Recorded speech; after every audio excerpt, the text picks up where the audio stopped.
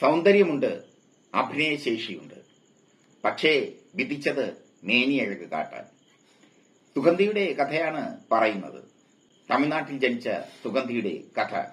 അഭിനയശേഷിയുള്ള സുഗന്ധി ഒരുപാട് പ്രതീക്ഷകളോടെയാണ് മലയാള സിനിമയിലെത്തിയത്. കണ്ണാരം പൊത്തിപ്പൊത്തിയാണ് ആദ്യ ചിത്രം. അതിൽ നായികയായിരുന്നു സുഗന്ധി.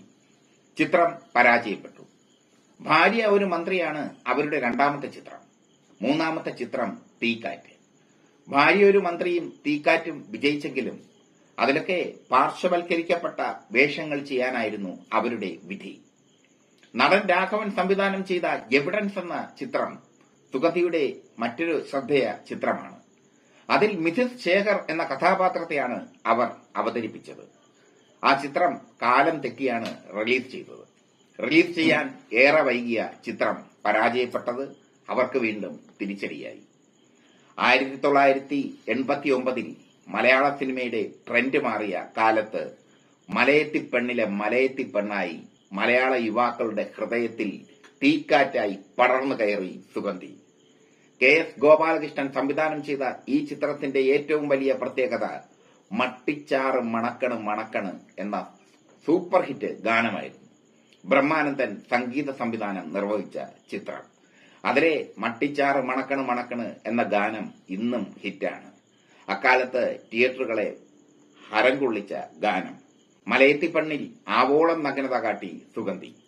പിന്നീട് ലഭിച്ചതെല്ലാം അതേ പാറ്റേണിലുള്ള ചിത്രങ്ങൾ.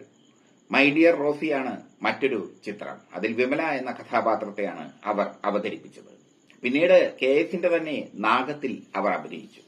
അമ്മാവന് പറ്റിയ അമളി, 6-ാം വാർഡിൽ അഭ്യന്തര കലഹം, ഗുഡ് ബൈ മദ്രാസ് തുടങ്ങിയ ചിത്രങ്ങൾ. തെലുങ്ക് സംവിധായകൻ രാജേന്ദ്രനുമായി പ്രണയത്തിലായി വിവാഹം കഴിച്ചുപോയ സുഗന്ധി പിന്നീട് സിനിമയിലേക്ക് തിരിച്ചൊരുവരവ് നടത്തി. അവളറിയാതെ എന്ന ചിത്രത്തിലൂടെ. അതിലും ശരീര സൗന്ദര്യം കാട്ടാനായിരുന്നു സുഗന്ധിയുടെ വിധി. പിന്നീട് അവർ അഭിനയിച്ച ചിത്രം ഉന്മാദ ലഹരിയാണ്. ആ ചിത്രവും ശരീര സൗന്ദര്യം കാട്ടി സുഗന്ധി പ്രേക്ഷകരെ വിസ്മയിപ്പിച്ചു. വിവാഹിതയായിട്ടും ശരീര സൗന്ദര്യത്തിന് ഒരു ഉടവും വന്നിട്ടില്ലെന്ന് അവളറിയാതെ എന്ന ചിത്രത്തിലൂടെയും ഉന്മാദ ലഹരിയിലൂടെയും സുഗന്ധി കാട്ടിത്തന്നു. പിന്നീട് ഏറെക്കാലം സുഗന്ധിയെ കണ്ടില്ല. 1999 ഒരു തിരിച്ചുവരവ്, ഘാതകൻ എന്ന ചിത്രത്തിലൂടെയും ആത്മരേഖയിലൂടെയും.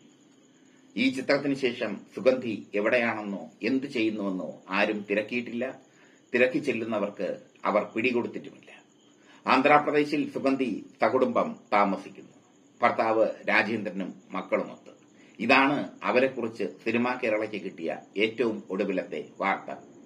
സുഗന്ധി മലയാളത്തിലെ ഒരു കാലത്തിന്റെ പ്രതീകമാണ്. മലയാള സിനിമ ആദ്യഭാവത്തിലൂടെ സെക്സ് ട്രെൻഡിലേക്ക് വഴുതി വീണപ്പോൾ അഭിലാഷയുടെ നേതൃത്വത്തിൽ വന്ന ഒരു വിഭാഗം നടിമാർ നഗ്നത കാട്ടാൻ മത്സരിച്ചപ്പോൾ അവർക്കൊപ്പം സുഗന്ധിയും എത്തപ്പെടുകയായിരുന്നു. വഴിതെറ്റി എത്തപ്പെട്ടു എന്ന് വേണമെങ്കിൽ പറയാം. കണ്ണാരം പൊത്തിപ്പൊത്തി ഹിറ്റായിരുന്നെങ്കിൽ സുഗന്ധിയുടെ അഭിനയശേഷി നമുക്ക് തിരിച്ചറിയാൻ കഴിയുമായിരുന്നു. പക്ഷേ ആദ്യ ചിത്രത്തിന്റെ പരാജയം അവരെ തകർത്ത് തരിപ്പണമാക്കി എന്ന് വേണമെങ്കിൽ പറയാം. അവരുടെ സിനിമകൾ ആസ്വദിച്ച ഒരു തലമുറയുണ്ടായിരുന്നു മലയാളത്തിൽ. ഇപ്പോഴത്തെ ന്യൂജൻ സിനിമയ്ക്ക് ചിന്തിക്കാനാകാത്ത വിധം മലയാള സിനിമ നീലത്തരംഗത്തിൽ വീണുപോയ ഒരു കാലമുണ്ടായിരുന്നു. ആ കാലത്തിന്റെ പ്രതിനിധിയാണ് സുഗന്ധി. ആ കാലത്തിന്റെ ദുരന്ത മുഖം കൂടിയാണ് സുഗന്ധി. അഭിനയശേഷി ഉണ്ടായിരുന്നിട്ടും മാതക വേഷങ്ങൾ ചെയ്യാൻ നിയോഗിക്കപ്പെട്ട പാപം സുഗന്ധി.